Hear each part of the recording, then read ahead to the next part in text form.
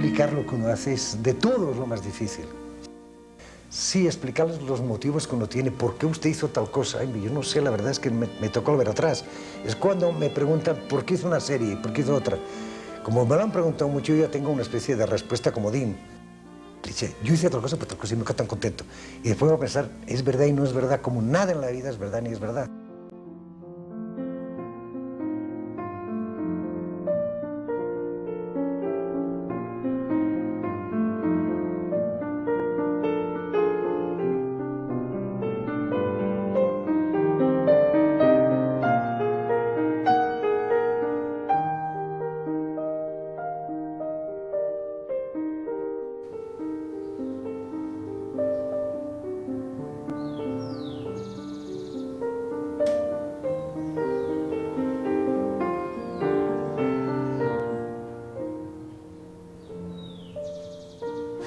Y a veces ocurre cuando no hace un retrato, que es la cosa más figurativa, yo creo que existe, que a veces la gente de entrada dicen, sí se parece, pero hay una cosa que a la gente les desconcierta, y es que esa cosa que desconcierta no es el modelo, sino es el pintor. Obviamente, si el pintor no pone algo de su mano, ¿para qué pinta? Si uno hace un retrato de una persona y no la interpreta hasta cierto punto, aún siendo como yo, que no soy muy exagerado, podríamos decir, yo hago un retrato reconocible, pero de todas maneras hay algo en la actitud, en el color, en la mirada, en la expresión, en miles de cosas que no corresponden a la persona, sino al artista. Esto es lo que podríamos llamar la parte interior. Él era excelente dibujante. Yo creo que eso era lo que más era que era excelente dibujante. Yo le dije a Roda que por qué no le hacía un retrato a mamá. Ella tenía una cara angustiada porque es que ella nunca pudo digerir la muerte de mi papá. Eso yo creo que se le refleja en la cara. Y naturalmente Roda, que tenía un sexto sentido para captar las expresiones, porque es que le sacaba las cosas de por dentro a la gente. Pues hizo ese retrato que a mí me parece que es excelente. Cuando éramos chiquitos nos tenía que pagar para que posáramos, porque era muy aburrido. Entonces le teníamos como una especie de susto ir al estudio y era silencio absoluto. Cada rato estaba corrigiendo la postura. Cuando crecimos y más grandes decidió que tenía que pintarnos ahora de grandes. Me impactó mucho como volver a verlo, el nivel de concentración que tenía cuando pintaba. Era una concentración absoluta, pero como yo no había visto en nadie nunca. De hecho, uno veía como que se le caía la mandíbula de pura concentración con su música. Entonces eran momentos que, no sé, podían ser 10, 15 minutos en que nada molestaba y era el ruido del lápiz, el papá concentrado y la música. Cuando Roda me hizo a mí ese dibujo, era muy lindo porque pues había siempre una música de fondo en el estudio de él. Él ahí a veces se ponía furioso con él mismo o con uno, y el estar uno quieto, porque los dibujos de Roda no son a base de fotografía, sino a base de que la persona modelaba, estaba ahí. La gente a veces no sabe que la creación y el hacer un dibujo en vivo es absolutamente súper estresante. Y él se desesperaba con mi dibujo porque decía que yo no tenía ningún rasgo duro, ¿no? Que yo era como una muñequita con las naricitas de Barbie, que yo era una Barbie ahí que le habían llevado. Sufrió mucho con mi dibujo y él muchísimas veces me dijo que no había quedado muy contento, pero yo creo que captó en mí una cantidad de cosas. Yo veo en ese dibujo un poco en la parte infantil, además que me lo hizo cuando yo pues tenía 20 años o 19, entonces sí tengo todavía toda esa faceta de mi cara muy infantil, muy vivaracha, que eso era lo que le divertía a él, el humor. Yo creo que ahí está, un lado un angelito, una niña, y por el otro lado pues una persona viva y con fuerza y con mucho humor. Está este retrato que tengo aquí, que es un retrato adolescente, y pues yo era bastante rebelde cuando adolescente. Y quedó como un testimonio de la rebeldía y de la adolescencia, porque el retrato está sin acabar. Ya mi padre de viejo un día me dijo: Pedro, ese retrato tenemos que acabarlo, ahora que ya estamos como amigos. Pero se quedó así, y el retrato quedó sin acabar y quedó como un testimonio de... Yo no me acuerdo de la pelea, no me acuerdo de por qué dejé de posar o por qué él dejó de pintar, pero así quedó. Pero me parece muy interesante ese retrato, y es un retrato muy bonito, porque es el trazo muy expresivo. Tal vez si lo hubiera acabado, no hubiera quedado tan bonito.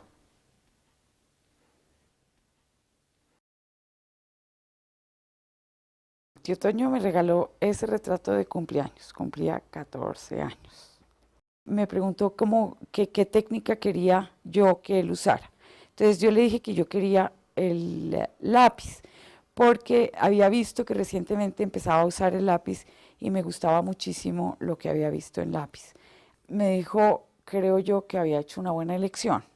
Y me dijo que cómo quería yo sentarme para que él me pintara, que escogiera la posición, pero que no fuera de perfil. Yo siempre recuerdo que yo tenía como la idea o la fantasía de que a mí no me iba a poder pintar. Y todo el tiempo estuve mirándolo fijamente, como usted a mí no me puede pintar.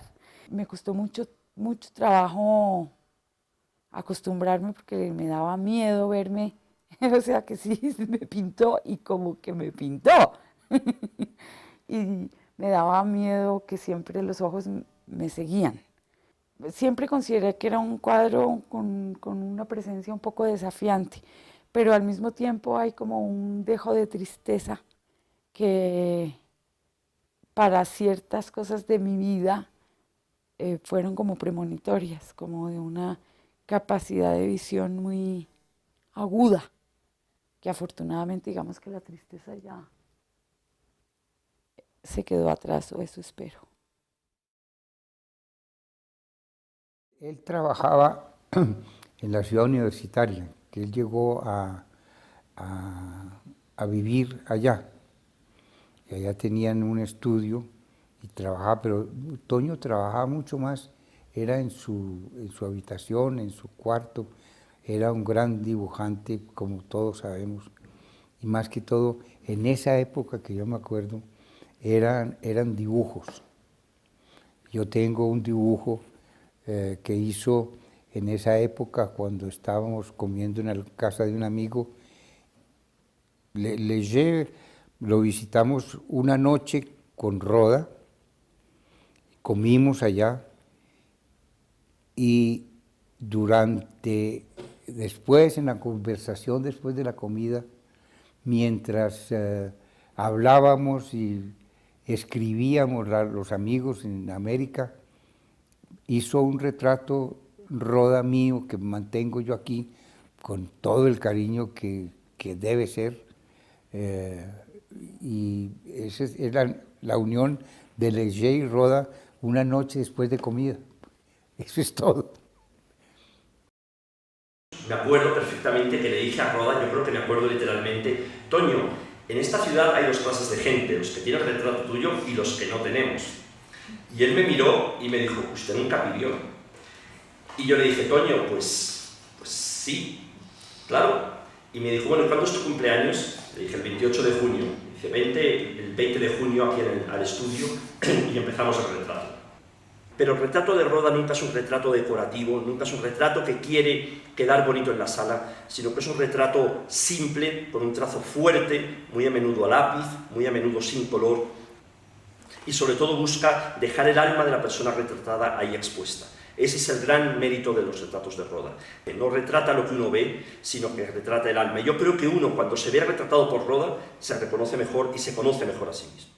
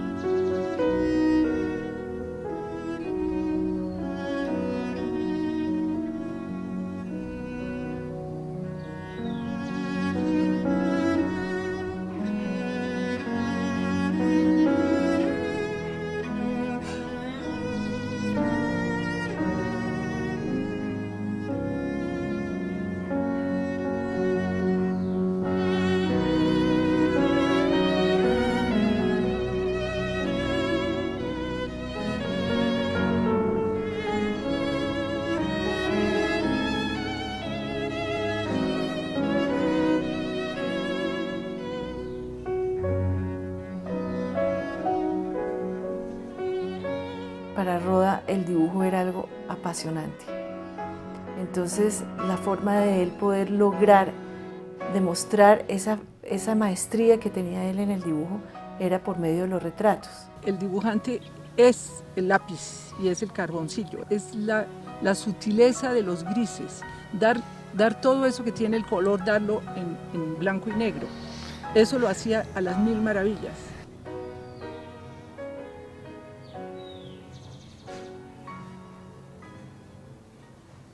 El grabado, tal como lo empecé a utilizar, era un grabado muy figurativo, donde yo quería no solamente utilizar las posibilidades del grabado, es decir, el blanco, el negro, la mancha, la línea, sino también aprovechar eso, que es una cosa muy precisa, para hacer un dibujo muy narrativo, muy claro.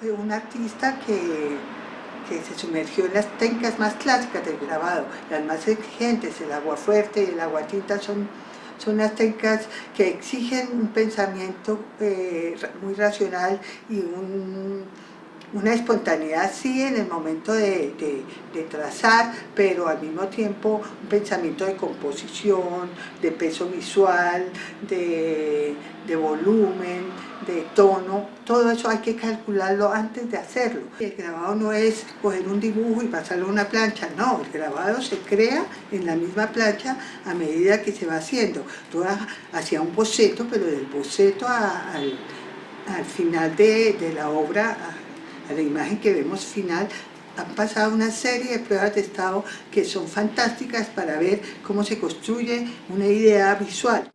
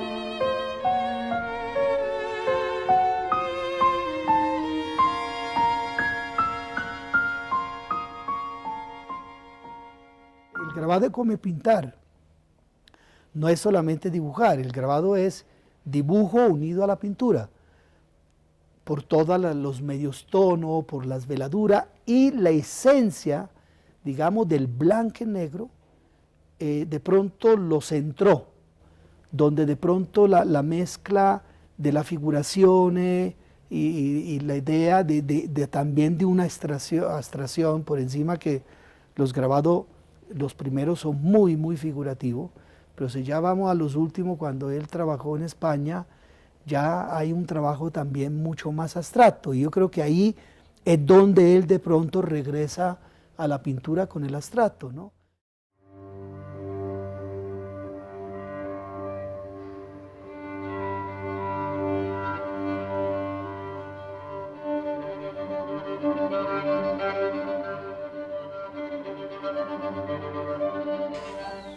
Mi ambición era, y yo que estaba muy seguro, yo iba a ser escritor. Yo tenía amigos escritores, yo me pasaba las tardes sentado en un café leyendo lo que yo escribía, lo que escribía otro, hablando de literatura. La pintura no estaba así en mis proyectos, me gustaba la pintura. Ya en el colegio descollaba un poquito porque hacía retratos. Era un colegio mixto de las niñas y con eso ganaba el favor de las niñas, porque no lo podía ganar como lo ganaban todos, que era jugando al fútbol. Yo era muy malo para el fútbol, entonces claro, un tipo que es malo al fútbol es muy mal considerado.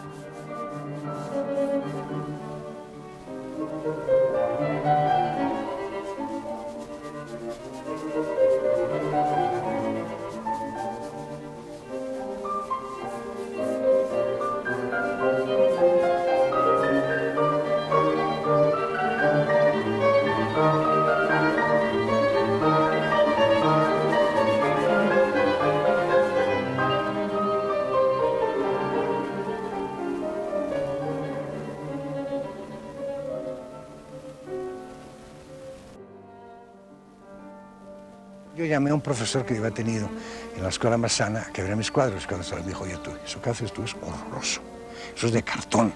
Y nadie me ha dicho nada. Y ahí fue cuando empecé a evolucionar, pero yo no sabía nada de arte, nada. Yo no tenía libros de arte. Mi familia no era cultural, mi familia. Había 3 libros de pintura, que era un regalo que me habían hecho en Navidad. Uno de Rubens, uno de Goya y uno de Murillo, creo que era. El de Goya era el que más me gustaba, pero mi mamá ya me dijo siempre que ten cuidado que ese pintor no sabe dibujar.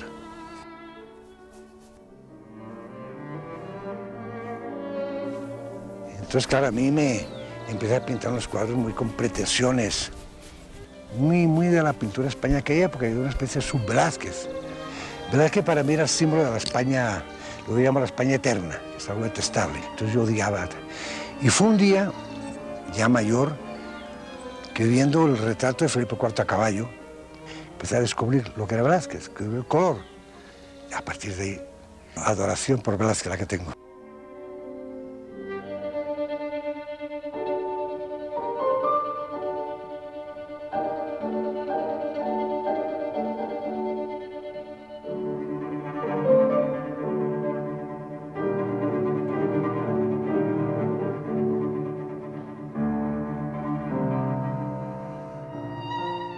Yo pintaba figurativo. Y yo un momento dado me empecé a preocupar, sobre todo más que en la pintura, en el dibujo. Yo tenía una especie de sometido a Picasso.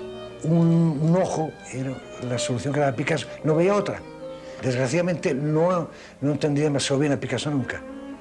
Otro caso hubiera sido mi pintura. Pero me quedé en la cosa del recurso al dibujo. Y empezó a angustiar eso y un día dije, no. Y mirando, recuerdo una vez mirando libros, mirando cosas, hubo un pintor que me encantó, que era Poliakov.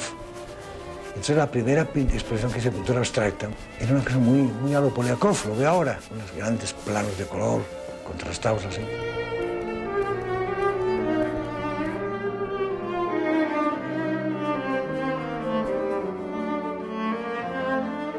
Para mí en la pintura hay un tema.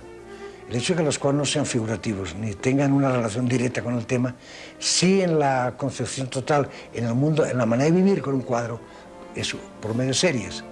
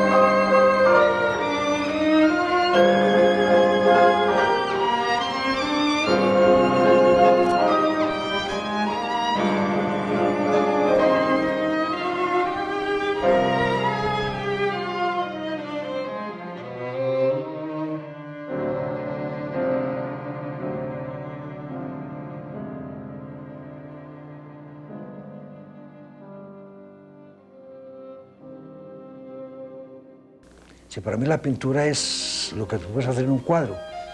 Es decir, el mensaje está en el cuadro, la forma está pintado, lo que son los colores, lo que te puede sugerir todo ese mundo. Si no te lo sugiere, da igual que sea figurativo que no lo sea. Entonces yo hago variaciones sobre una cosa que es la propia pintura. Desde que dejé de pintar figurativo, desde que dejé de pintar cosas reconocibles, el tema es la propia pintura, que es un amarillo otro más verdoso, un amarillo más ocre, y las formas, la relación entre las formas, las líneas que hago yo, los arabescos, los grafitis que hay, esa cosa es la que me lleva a un cuadro y la que lo hace. Y cuando empiezo otra vez con otros colores, pero no digo voy a hacer un cuadro amarillo, voy a hacer un cuadro rojo, sino que lo que se me ocurre, no sé, tiene mucha importancia. Pinto el fondo y sobre eso empiezo a trabajar y se va ocurriendo. Para hacer una comparación, lo más fácil sería con la música, que los músicos pues tienen un tema y hacen variaciones sobre el tema, y el contrapunto, y las armonías o las desarmonías.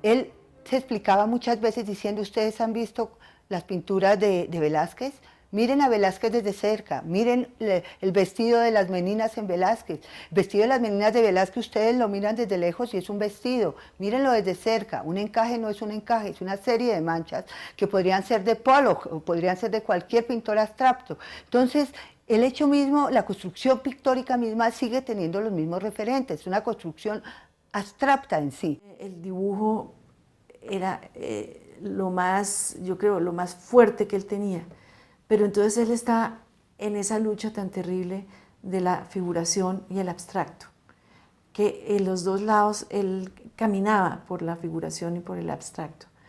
La verdad es que no le gustaba hablar mucho de eso, pero él tenía como guardado su caminito del figurativo y había veces, pues estos grabados nunca los escondió, pero él tenía dibujitos y cosas que como que los escondía para que la demás gente no viera que él estaba haciendo como las dos cosas a la vez. Era un magistral dibujante.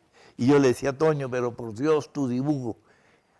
Luego fui entendiendo poco a poco que es que el dibujo no importaba, que la pintura, la verdadera pintura, el gran arte, no está alimentado por uno solo de sus elementos, en este caso el dibujo, que él siempre lo que quería era componer, que el arte de Toño no era el dibujo, sino la composición, cómo se transforma unos blancos, unos negros, unos grises, cómo se van convirtiendo en colores, en formas, formas que pueden decirte a ti o a mí cosas, pero que para el pintor son elementos de composición, no significados.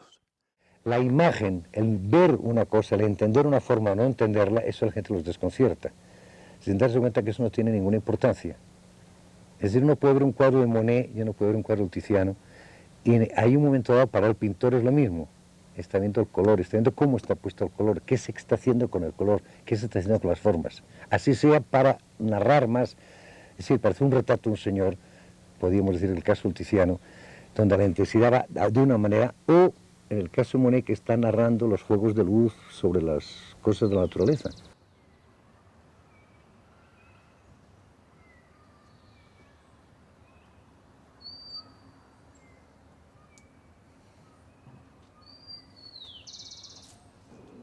Yo creo que todas las obras que yo hice durante mi época de estudiante de la Universidad de los Andes las diseñó él. El momento culminante fue cuando Roda llegó con una obra que se llamaba Canto del Fantoche Lusitano, de un autor alemán, Peter Weiss. Y esa obra fue, pues ganó todos los premios de todos los festivales que había en Colombia y se presentó yo no sé cuántas veces y catapultó al grupo de los Andes, y yo pienso que pues esa obra nos afianzó a muchos de los que estábamos ahí en la confirmación de que pues una vez terminada la universidad íbamos a ser hombres de teatro. Yo lo volví a llamar en 1980 para que hiciéramos Las Brujas de Salem de Arthur Miller. Hizo un vestuario precioso, que era perfectamente precioso, muy inspirado en los cuadros de Rembrandt. Y una escenografía que era sencillísima, pero era muy expresiva. Era simplemente un trapo que colgaba, un trapo anudado, amarrado, que era el trapo, yo me acuerdo de dónde salió ese trapo, era el trapo que él usaba en su estudio para limpiar el óleo, y que ayudaba muchísimo a crear ese ambiente amenazante que había en la obra de persecución, de cacería de brujas, de horror, ¿no?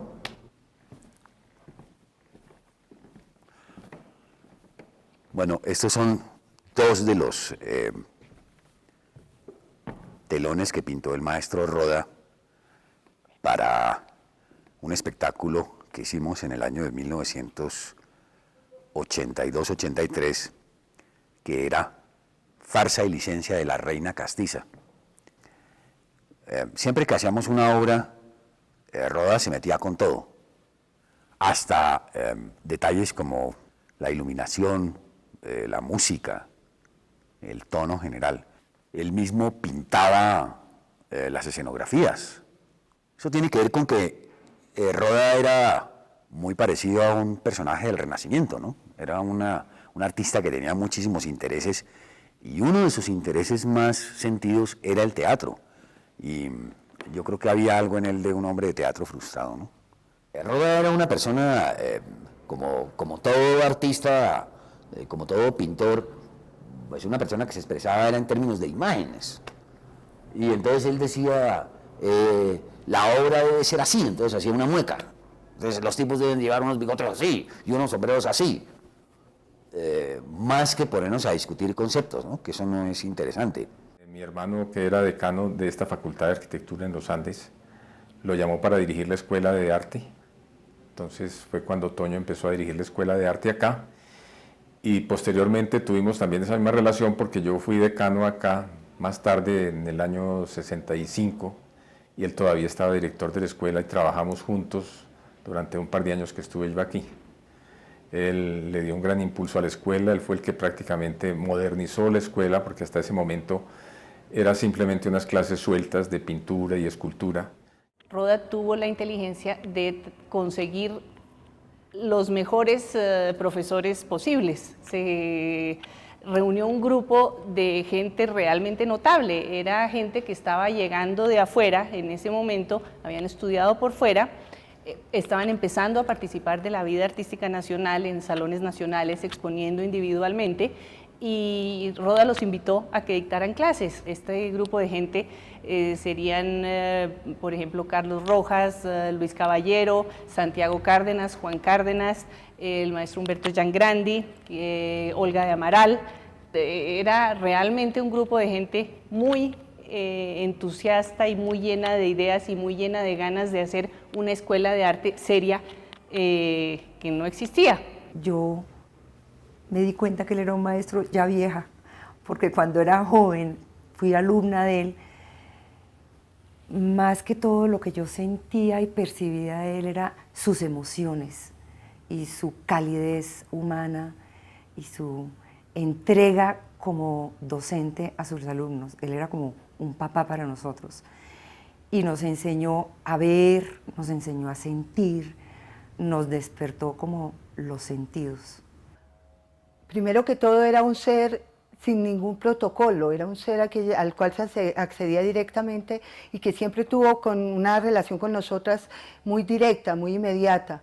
Luego era increíble encontrarlo en los talleres pintando, cogiendo el pincel de la mano de uno y diciendo eso no se hace así, y retomando el gesto y retomando la forma, él con sus manos en el taller y explicándole a uno en el hacer, le enseñaba cómo se hacía.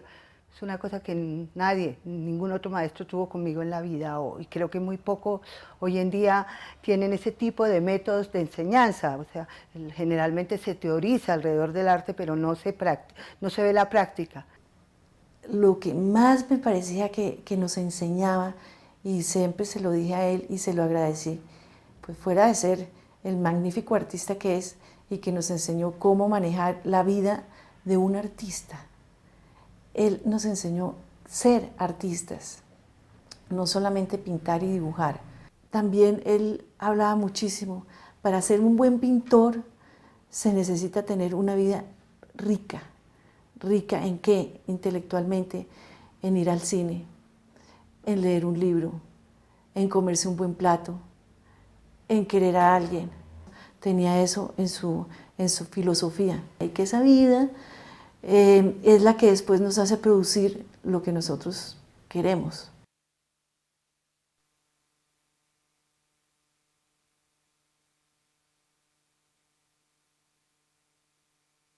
Era un placer oírlo hablar de pintura, verlo mirar pintura y hacer partícipes a los alumnos de lo que estaba viendo cuando mirábamos libros o cuando estaba corrigiendo lo que estábamos haciendo. Siempre hizo muchísimo énfasis en lo pictórico, en lograr que uno se acercara, prescindiera de lo bonito, de lo banal, y empezara a entender de qué se trataba pintar, la pintura.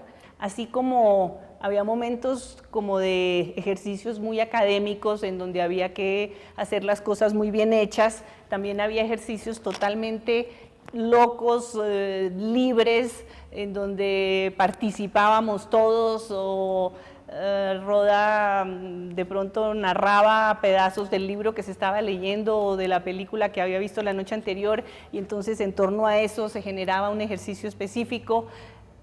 era un ser tan vital que realmente tenía la capacidad de motivar a la gente y de que uno se sumergiera en ese mundo maravilloso de la pintura.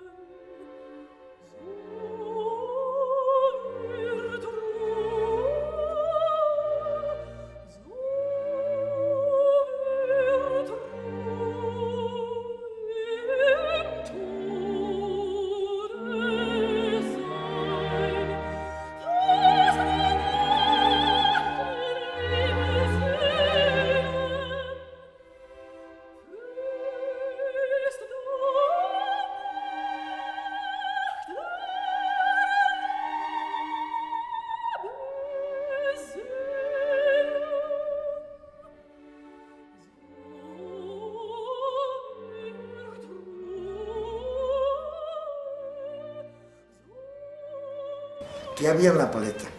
¿No te fijaste? Sí. Había unos colores que estaban ya. Y lo que añadí fue el blanco. O sea, había un negro, un rojo y un azul. Yo pinté con negro, con rojo y con azul, que es lo que había. Porque da igual. Si empezar un cuadro, da igual empezar a decir que, bueno, yo no sé cómo hacen los escritores, pero es que una novela sobre un señor que está muy triste porque se le murió la mujer, o escribes una mujer que está muy triste porque se le murió el marido, da igual, yo creo que para un escritor da igual, es lo que pasa después, ¿sí? El jugo que le sacas al viudo, a la viuda, y el porqué, y la implicación, y la suegra, y la tía, y el papá, y ta. Entonces, para empezar un cuadro, por lo menos para mí, te igual empezar con negro, con amarillo, con verde, porque todo va a ocurrir según estos colores, ¿sí? Pero a veces cambio totalmente la gama, a veces, pero en general sigo más o menos ahí.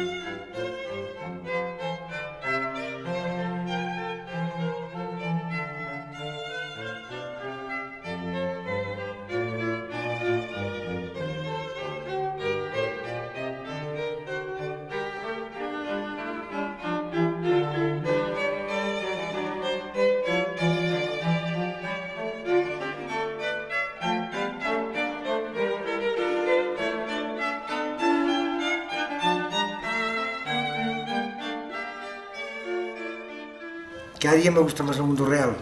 Cada día me parece que no necesito transformarlo ni interpretarlo. Entonces quiero hacer una cosa que sea hecha totalmente por mí. Donde hay las relaciones que uno puede ver entre entre unas flores, un árbol, una casa y el cielo, la atmósfera, la relación, está en el cuadro, de para adelante, de para atrás, de fundido, de más agresivo, y que a través del color crear una serie de emociones, de impactos, como se hace con la música.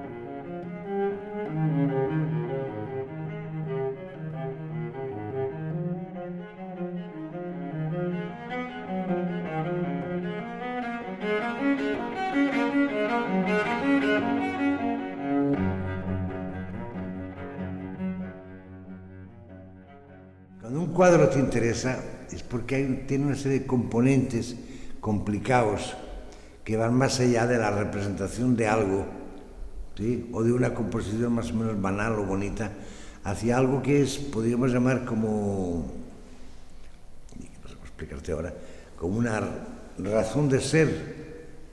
Un cuadro es como una vida. Esto parece un poquito pretencioso, pero si no fuera así, ¿qué sería un cuadro? Entonces yo creo que si uno se acerca a una obra de arte y la obra de arte lo golpea, lo estimula, entonces se logró algo, si no, no sepa nada.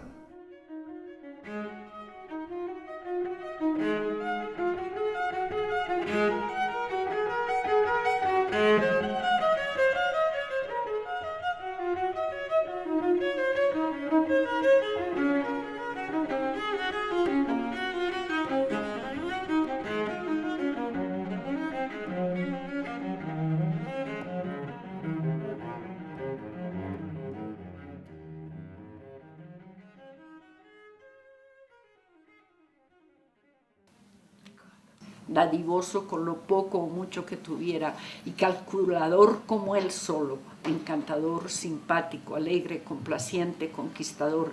Tenía también horas del día y periodos del año en que provocaba hacerse una armadura como la del Cid Campeador para tratar de abordarlo. Comprensivo y despectivo, poco autocrítico en sus precipitadas decisiones y crítico demoledor en muchos casos, insaciable aprendiz que se las sabe todas, lector voraz de cualquier letra escrita, pero de biblioteca modesta, vividor sabio que supo despreciar lo que le estorbaba para disfrutar a fondo del arte, de la buena mesa y de los suyos, incontables a juzgar por los que se alegraban con sus triunfos y se entristecieron con su muerte. Juan Antonio Rodríguez Roda Comparet al que llamábamos Toño, más que a juicios muy certeros, se prestó tanto en su vida como en los recuerdos a profundos afectos.